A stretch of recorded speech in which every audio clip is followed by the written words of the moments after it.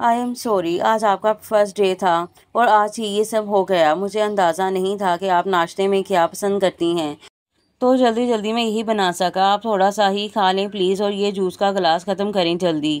اسے لگا کہ شاید وہ ناشتے میں یہ سب پسند نہیں کرتی، اسی لیے صحیح سے نہیں کھا رہی۔ تبھی وضاحت دینے لگا، نہیں ایسا کچھ بھی نہیں، میں کھا رہی ہوں۔ وہ کہتی جلدی سے ناشتہ ختم کرنے لگی تو وہ بھی اپنے ناشتے کی طرف متوجہ ہوا۔ فارغ ہو کر وہ ڈرائیور کے ساتھ ایئرپورٹ کو روانہ ہو گئے۔ حریم ریلیکس نظر آنے کی بھرپور کوشش کر رہی تھی، پر اندر سے بہت ڈری ہوئی تھی، نہ جانے مستقیم کی فیملی کا کیا ری ایکشن ہو۔ ظاہر ہے اس کے بیٹے نے ان کی مرضی اور ان کو بتائے بغیر اپنے سے انتہائی نچلے درجے کی لڑکی سے شادی کر لی تھی، تو ظاہر ہے اب وہ اس لڑکی کو پھولوں کے ہار تو نہیں پہنائیں گے نا۔ شادی جن حالات میں بھی ہوئی اور کس بنیاد پر ہوئی، یہ تو بس وہ دونوں ہی جانتے تھے۔ مستقیم کی فیملی نہیں، وہ ٹھہری ایک مڈل کلاس لڑکی، اور ان امیر لوگوں کے مطابق مڈل کلاس لڑکیاں ہی امیر لڑکوں کو پھنساتی ہیں۔ ان کا اپنا لڑکا تو جیسے کاکا تھا نا، لڑکی نے پھنسایا اور وہ پھنس بھی گئی۔ عجیب۔ ابھی وہ ان سوچوں میں ہی گم تھی جب مستقیم نے اس کا ہاتھ تھاما۔ اس نے چونک کر مستقیم کی جانب دیکھا۔ ان کی فلائٹ کی اناؤنسمنٹ ہو رہی تھی۔ مستقیم ایک ہاتھ میں سامان اور ایک ہاتھ میں اس کا ہاتھ تھامے آگے بڑھ گیا تو وہ بھی ایک گہرا سانس بھر کر اس کے ساتھ چل دی۔ جہاز کی سیڑھیاں چڑھتے ہوئے اچانک اس کا پاؤں پھسلا اور وہ پیچھے کی جانب گرنے لگی، جب وہ اپنا مضبوط بازو اس کی کمر کے گرد لپیٹ کر اسے اپنی جانب کھینچ گیا۔ وہ اس کے سینے پر ہاتھ جما کر اپنے اور اس کے درمیان فاصلہ قائم کر گئی۔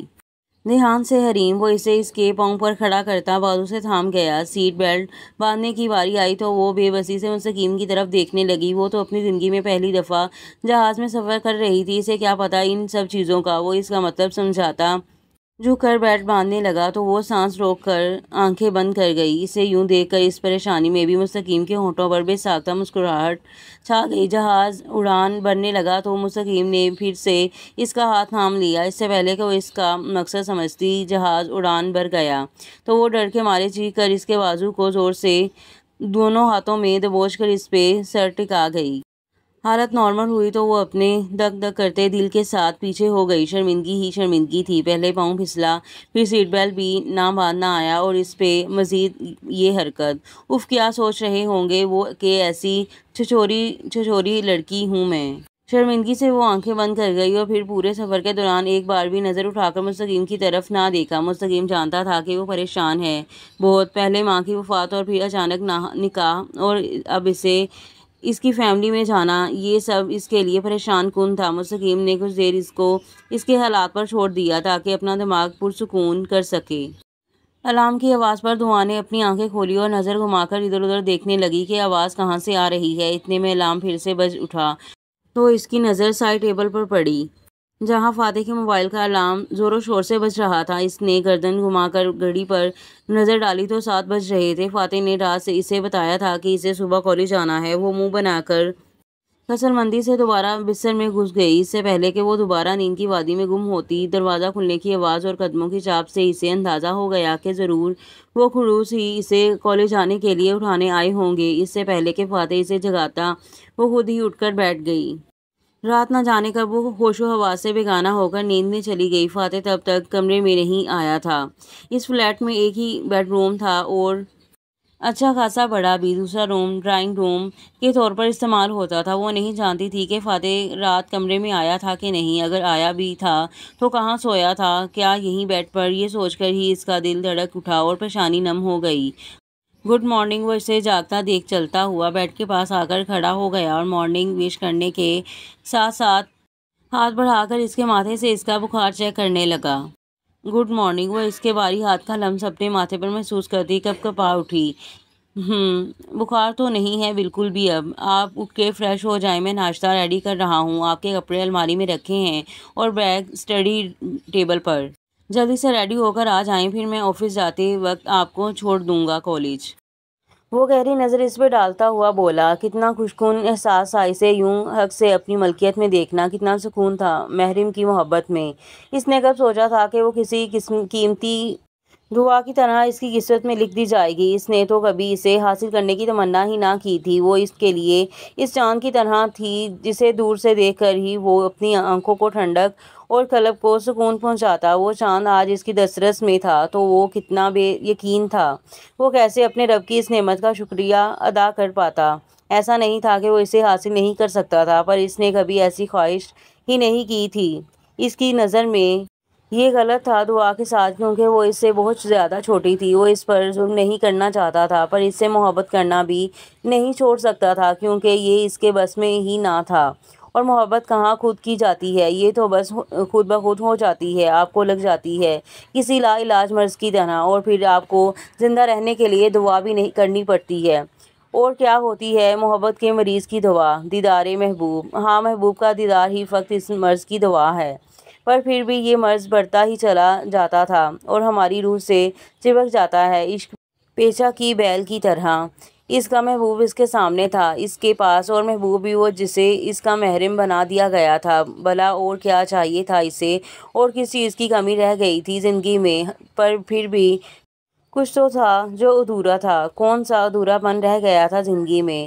ہاں، ماں باپ کی محبت، یہی اس کی زندگی کا وہ خلا تھا جو کبھی پر نہ ہوا تھا، اور نہ ہی آگے کوئی امکان تھے اس خلا کے پر ہونے کا۔ نکاح کے وقت وہ نہ چاہتے ہوئے بھی اپنے باپ کو شامل کر گیا تھا، چاہے وہ جتنا مرضی نفرت کا پرچار کرتا، پر وہ آس کا باپ تھا جس سے اس نے بے پناہ محبت کی تھی۔ وہ آئے، اس کے نکاح میں شامل ہوئے اور خوشحال زندگی کی دعائیں دیتے رخصت ہو گئے، اور جس ایک پل کے لیے اس کے سینے سے لگے کتنا سکون تھا اس ایک پل میں۔ فاتح نے اپنا سر جھٹکا۔ آپ کالج نہیں جائیں گے کیا؟ وہ خوفزدہ نظروں سے اس کی طرف دیکھتی پوچھنے لگی۔ وہ بہت ڈر رہی تھی، اگر کالج میں کسی کو پتہ چل گیا تو۔ آپ شاید بھول رہی ہیں تو میں یاد دلا دیتا ہوں کہ میں پہلے 2 لیکچرز کے بعد کالج آتا ہوں۔ اس کے کہنے پر وہ سر ہلا گئی اور ساتھ تھوڑا حوصلہ بھی ہوا کہ وہ آئے گا کالج۔ فاتح نے اس کے حسین چہرے پر نظریں گاڑ لیں۔ وہ ان کی نظروں سے پریشان ہوتی اب تک وہیں بیٹھی تھی۔ فاتح نے تھوڑا جھک کر اس کا ہاتھ پکڑ کر اسے اٹھایا اور اس کا رخ باتھ روم کی طرف کیا۔ وہ اپنا ہاتھ چھڑواتی تیزی سے باتھ روم میں داخل ہو کر دروازہ زور سے بند کر گئی تو وہ بھی مسکرا کر سر جھٹکتا کچن کی طرف بڑھ گیا۔ وہ اس کے ساتھ جانے پر ڈر ہی رہی تھی کہ کسی نے دیکھ لیا تو شک کرے گا کہ وہ فاتح سر کے ساتھ کیوں آئی۔ اس نے سوچا کہ فاتح کو کہہ دے، اسے ڈرائیور کے ساتھ بھجوا دے، پر اسے مخاطب کرنے کے لیے بھی کافی ہمت درکار تھی، جس کا دعا میں فقدان تھا۔ ناشتے کے دوران بھی وہ پریشان سی، بار بار اس کی طرف دیکھ رہی تھی، پر جب بھی فاتح کی نظر اس پر اٹھتی تو وہ جلدی سے اپنا سر جھکا کر ناشتے میں مگن نظر آنے کی کوشش کرنے لگتی۔ اس کی یہ حرکتیں فاتح دیکھ بھی رہا تھا اور سمجھ بھی رہا تھا، پر چپ رہا۔ وہ چاہتا تھا کہ وہ خود اسے مخاطب کرے اور اس کی یہ جھجک ختم ہو، پر وہ ایک لفظ بھی نہ بولی۔ فاتح نے اس کے لیے فرنٹ دروازہ کھولا تو وہ جو پیچھے بیٹھنے کا سوچ رہی تھی ناچار آگے ہی بیٹھ گئی، پر اس کی ہمت بس یہاں تک ہی تھی۔ فاتح کی بیٹھتے ہوئے ہی دعا نے رونا شروع کر دیا۔ وہ اسے یوں ایک دم روتا دیکھ کر پریشان ہو گیا۔ وٹ ہیپنڈ ہوا؟ وہ اس کی طرف رخ کرتا بولا تو وہ اور رونے لگی۔ سب مجھے آپ کے ساتھ ایسے آتا دیکھیں گے تو ان کو سب کچھ پتہ چل جائے گا۔ وہ آنکھیں رگڑتی بولی تو فاتح گہرا سانس بھر کے رہ گیا۔ اس کی کانسی ہری آنکھوں کو سرخ پڑتا دیکھ کر وہ بے چین ہوا اٹھا۔ اس کی آنکھوں سے ہی تو شروع ہوئی تھی فاتح ابراہیم کے عشق کی داستان۔ لسن دعا، کسی کو کچھ بھی پتہ نہیں اور نہ ہی پتہ چلے گا۔ اس گاڑی کی کھڑکیاں ایسی ہیں کہ باہر سے کوئی اندر کا منظر نہیں دیکھ سکتا، اور دوسری بات، میں آپ کا اور اپنا رشتہ دنیا کی نظر سے چھپا کر نہیں رکھنا چاہتا، پر میں چاہتا ہوں کہ پہلے آپ سکون سے اپنا یہ سال پورا کر لیں۔ میں نہیں چاہتا پڑھائی کے دوران آپ کو کوئی بھی ایسی بات سننے کو ملے جس سے آپ پریشان ہوں اور آپ کا دھیان پڑھائی سے ہٹے۔ سمجھ رہی ہیں آپ؟ اس کی بات پر وہ مشکور نظروں سے اس کی طرف دیکھتی سر ہلا گئی تو اس کی آنکھوں کو دیکھ کر فاتح کا دل پھر سے ڈھولنے لگا۔ اس نے آنکھوں پر گلاسیں چڑھائیں اور گاڑی آگے بڑھا دی۔ انہیں ایئرپورٹ سے لینے ڈرائیور کو بھیجا گیا تھا یا شاید مستقیم نے بلوایا تھا۔ وہ خفت کے مارے اب تک اس سے نظریں نہ ملا پائی تھی تو مستقیم نے بھی اسے مخاطب نہیں کیا تھا۔ اسلام آباد کے دلکش نظارے دل موہ لینے کی حد تک حسین تھے، لیکن حسین وادی تھی، پر اس وقت وہ جس پریشانی میں مبتلا تھی، یہ دلکش سما اور حسین نظارے اس کی طبیعت پر زیادہ خوشگوار اثرات مرتب نہیں کر پا رہے تھے۔ گاڑی ایک گھر کے باہر رکی تو اپنے خیالات کی دنیا سے نکل کر باہر کے منظر کو دیکھنے لگی۔ مستقیم باہر نکل کر اس کی طرف آیا اور اس کے لیے دروازہ کھولا۔ وہ دروازہ کھولے ہاتھ اس کی طرف بڑھائے اس کا منتظر تھا۔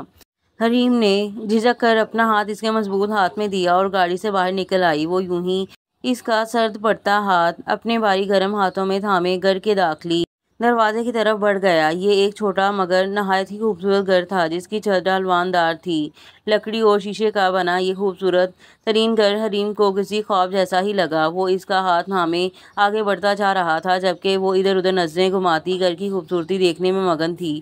ہوش تو تب آیا جب وہ اسے لیے ایک کمرے میں سامنے رکا۔ ہوش قائم ہوئے تو وہ اب حقیقی معنی میں سخت پریشان اور خوفزدہ ہوئی تھی۔ مستقیم کے گھر والوں کے ری ایکشن کا سوچ کر مستقیم نے اس کا ہاتھ دبا کر گویا اسے تسلی دی تو وہ نظریں پھیر کر اس کی طرف دیکھنے لگی۔ اس کی آنکھوں میں ہلکورے لیتا خوف وہ بآسانی دیکھ کر پڑ سکتا تھا۔ پریشان مت ہوں آپ، اور مجھ پر یقین رکھیں، اور اسے تسلی دیتا ہوا بولا تو وہ خود کو پرسکون کرنے کی کوشش کرنے لگی۔ مستقیم نے دروازہ نوک کیا اور اس سے لیے کمرے کے اندر داخل ہوا۔ دی جان۔ وہ اندر داخل ہوتا ایک دم بولا تو کمرے میں بستر پر پڑے وجود کی بند آنکھیں خوشی سے پوری وہائیں۔ مستقیم میرا بچہ۔ وہ اسے دیکھتی خوشی سے نم آنکھیں لیے بولیں اور اپنی باہیں اس کے لیے وا کر گئیں۔ وہ آگے بڑھتا ان کی نحیف باہوں میں سما گیا۔ وہ اسے اتنے ہفتوں بعد سامنے دیکھتی آپ دیدہ ہو گئیں۔ اتنے دن بعد کیسے خیال آ گیا تمہیں اس بوڑھی جان کا؟ اب بھی نہ آتے؟ وہ روتی ہوئی بولی تو وہ شرمندہ ہو کر رہ گیا۔ اس دفعہ واقعی بہت لاپرواہی کر گیا تھا وہ۔ ارے میری پیاری دی جان، میں آ گیا ہوں نا، اب یہ پورا ہفتہ آپ کے نام۔ وہ انہیں اپنے ساتھ لگاتا اپنا پروگرام بتانے لگا تو وہ اس کے سر پر تھپڑ لگا گئیں۔ چل ہٹ شریر، دیکھ لیتے ہیں کتنا اپنی بات پر قائم رہتے ہو تم۔ ارے یہ پیاری سی لڑکی کون ہے مستقیم؟ مستقیم کے پیچھے کھڑی گھبرائی بوکھلائی خوبصورت سی لڑکی دیکھ کر دی جان چونک اٹھی۔ ان کی توجہ خود پر بڑھتی دیکھ کر حریم کا رنگ فک ہو گیا۔ مستقیم دی جان کے پاس سے اٹھ کر حریم کی طرف بڑھا اور اپنا مضبوط توانا بازو اس کے کندھے کے گرد لپیٹ کر اس کی ساتھ لگ کر کھڑا ہو گیا۔ حریم اپنی جگہ جامد ہو چکی تھی۔ اس نے سختی سے اپنی آنکھیں میچ لیں۔ وہ آنکھیں سختی سے میچے اور دوپٹے کا پہلو ہاتھوں میں دبوچے متوقع ڈانٹ پھٹکار سننے کے لیے تیار کھڑی تھی جب مستقیم کی بھاری آواز اس کے کانوں سے ٹکرائی۔ دی جان، یہ محترمہ ہیں، وہ شاہکار جن کا تھا آپ کو سالوں سے انتظار۔ ان محترمہ کو آپ کے اس لاڈلے پوتے کے دل و جان کے ساتھ ساتھ اس گھر کی دوسری مالکن ہونے کا شرف بھی حاصل ہو چکا ہے۔ پہلا حق میرے دل و جان اور اس گھر بار پر چونکہ آپ کا ہے، اس لیے ان محترمہ کے لیے بقیہ خالی حصہ ہی میسر تھا جہاں پر اب یہ بڑی شان سے برجمان ہو چکی ہیں۔ ان کی باتوں پر وہ اب آنکھیں پھاڑے اس کی شکل تک رہی تھیں۔ کیا یہ مستقیم تھا؟ کیا سچ میں یہ وہ سنجیدہ سا مستقیم تھا جو بات بھی شاید ناپ تول کر کرتا تھا؟ اور اب اس کی زبان کیسے فراٹے بڑھ رہی تھی؟ وہ بے یقینی سے اس کے چہرے پر نظریں جمائے کھڑی تھی۔ اسے یوں حیرت سے اپنی طرف تکتا پا کر وہ اس کی طرف دیکھتا بائیں آنکھ دبا گیا۔ اس کی اس بے باک حرکت پر وہ سٹپٹا کر آنکھیں پھیر گئی۔ مستقیم، جیسا میں سمجھ رہی ہوں، کیا واقعی ویسا فرد جذبات سے ان سے آگے کچھ بولا ہی نہ گیا؟ جی بالکل میری جان جاں، آپ یہی صحیح سمجھ رہی ہیں، آپ کی بہو ہیں یہ۔ وہ اسے اپنے ساتھ گھسیٹتا دی جان کے پاس لایا تو اس کے ہاتھ بڑھانے پر حریم بے ساختہ اس کی طرف جھک گئیں اور وہ اسے اپنی کمزور باہوں کے حصار میں لے گئیں۔ حریم کی آنکھوں میں بے یقینی ہی بے یقینی تھی۔ اس نے کب ایسا مہربان استقبال سوچا تھا؟ وہ تو ڈانٹ پھٹکار اور لعنت و ملامت کی منتظر تھی، پر یہاں تو سب الٹ ہی ہوا تھا۔ وہ آنکھیں موندے ان کا مہربان لمس محسوس کرنے لگی۔ ماشاءاللہ، میری بہو تو چاند کا ٹکڑا ہے، اللہ نظر بد سے بچائے، آمین۔ وہ اس کا چہرہ ہاتھوں کے پیالے میں بھر کر اس کا ماتھا چوم گئی۔ مستقیم اب ان کے پاس بیٹھا اس سے خفا ہو رہا تھا جو بیماری کا بہانہ کر کے اسے اپنے پاس بلا گئی تھیں، پر وہ بھی جانتی تھیں کہ اس طرح بلانے پر ہی وہ ایک ہفتے کا پروگرام بنا کر آیا تھا، ورنہ ہر دفعہ یوں ہی ایک آدھ دن میں فرار ہو جاتا۔ اب وہ الٹا اس سے خفا ہو رہی تھی کہ انہیں بتائے اور شامل کیے بغیر ہی شادی رچا بیٹھا، پر وہ یہ کہہ کر ان کا غصہ ختم کر گیا کہ حریم کی والدہ کے انتقال کی وجہ سے انہیں اس طرح اچانک شادی کرنی پڑی، ورنہ وہ کبھی ان کی شمولیت کے بغیر شادی نہ کرتا۔ اس کا تھا ہی کون اور اس کے سوا؟ تم نہیں جانتے مستقیم، تم نے میری کتنی بڑی خواہش پوری کر دی ہے۔ کتنا ارمان تھا مجھے تمہاری دلہن دیکھنے کا۔ قیامت کے دن تمہارے مرحوم ماں باپ کے سامنے سرخرو تو ہو سکوں گی نہ، اب کہ ان کے مرنے کے بعد ان کی اکلوتی اولاد کا حق ادا کر دیا۔ بس اب تمہاری اولاد دیکھنے کی خواہش باقی ہے۔ اللہ جلدی تمہاری جھولی بھرے۔ وہ مستقیم کے مرحوم والدین کو یاد کرتی آپ دیدہ ہو کر بولتی، آخر میں حریم کا ماتھا چومتی جس دعا سے نواز گئیں۔ حریم سنتی سرخ انداری ہو گئی۔ مستقیم دلچسپ نظروں سے اس کے سرخ چہرے پر اڑتی گرتی پلکوں کا رقص دیکھنے لگا۔ میں نے تمہارا کمرہ سیٹ کروا دیا ہے، تم دونوں جا کر آرام کر لو کچھ دیر، سفر کی تھکن اتر جائے گی۔ ان کے کہنے پر مستقیم حریم کو لیے ان کے کمرے سے نکل آیا۔ واقعی آرام کی ضرورت تھی اسے۔ وہ اسے لیے اپنے کمرے میں آیا تو وہ لجائی گھبرائی اسی کمرے کے وسط میں کھڑی ہو گئی۔ یہ دی جان کی اس بے باک دعا کا ہی اثر تھا جو اب تک اس کے حواس قائم نہیں ہوئے تھے۔ مستقیم لب دبائے اس کی یہ حالت دیکھنے لگا۔ کیا ہوا مسز؟ اتنا گھبرا کیوں رہی ہیں؟ یقین کرے دی جان کی دعا پر اتنی جلدی عمل کرنا کا ارادہ ہرگز نہیں ابھی میرا جو آپ اس قدر گھبرا رہی ہیں۔ وہ ہونٹوں کے گوشوں سے پھوٹتی مسکراہٹ چھپاتا اسے گہری نظروں سے دیکھتا ہوا بولا تو وہ مزید بوکھلا گئی۔ شرم کریں آپ، وہ بوکھلا کر کہتی جب آگ سے باتھ روم میں گھس کر دروازہ بند کر گئی تو پیچھے وہ اس کی حالت پر قہقہ لگا اٹھا۔ دعا گھر میں اکیلی بیٹھی بور ہو رہی تھی۔ رات ہونے کو آئی تھی اور اب تک فاتح کا کچھ اتا پتہ نہ تھا۔ کالج میں اپنے لیکچرز اٹینڈ کرنے کے بعد وہ وہاں سے آفس چلا گیا تھا اور چھٹی کے وقت دعا کو گھر چھوڑنے کے لیے ڈرائیور کو بھیج دیا تھا۔ وہ گھر آئی تو سارا بیگم کو پہلے سے ہی وہاں موجود پا کر وہ خوشی سے چیخ اٹھی۔ کتنا مس کرتی رہی تھی رات اور صبح وہ اپنی ماں کو۔ اسے کہاں عادت تھی اپنی ماما کے بغیر کہیں رہنے کی، پر اب تو مجبوری تھی کہ وہ ان کے ساتھ نہیں رہ سکتی تھی۔ فاتح نے انہیں بہت اصرار کیا تھا کہ وہ بھی ان کے ساتھ ہی رہیں۔ دعا کی طرح فاتح بھی ان کا بیٹا ہے، اس کی بات پر وہ نہال ہو گئیں، پر ان کا کہنا تھا کہ وہ اس گھر کو کیسے چھوڑ سکتی ہے جہاں اس نے ان کے دلدادہ شوہر کی خوشبو آتی ہے اور ان کی شادی شدہ زندگی کا ایک ایک حسین پل قید ہے۔ فاتح نے ان کے لیے ایک الوقتی ملازمہ رکھ دی تھی۔ ان کے لاکھ منع کرنے کے باوجود بھی آج بھی وہ دعا کی چھٹی سے پہلے ہی ڈرائیور کو سارا بیگم کی طرف بھیج چکا تھا انہیں پک کرنے۔ وہ جانتا تھا اچھی طرح کہ دعا کو عادت نہیں اپنی ماما کے بغیر اتنی دیر رہنے کی، اس لیے وہ انہیں بلا گیا تاکہ وہ بہل جائے۔ وہ کافی دیر دعا کے پاس رہی تھی اور اسے پیار سے گھر سنبھالنے اور میاں بیوی کے رشتے کے متعلق دونوں کے حقوق و فرائض سے آگاہ کر کے گئی تھیں، اور وہ فرمانبرداری سے سر ہلاتی ان کی گود میں سر چھپا گئی۔ اسے سب بھول کر زندگی میں آگے بڑھنا تھا اور ایک پرسکون اور خوشحال زندگی گزارنی تھی۔ یہ سب تھوڑا مشکل ضرور تھا پر ناممکن ہرگز نہ تھا۔ وہ اسے بہت سی نصیحتیں کرتی اور دعائیں دیتی، تھوڑی دیر پہلے ہی رخصت ہوئی تھیں اور وہ اب اکیلی بیٹھی بور ہو رہی تھی، پڑھنے کا ذرا بھی دل نہ کر رہا تھا۔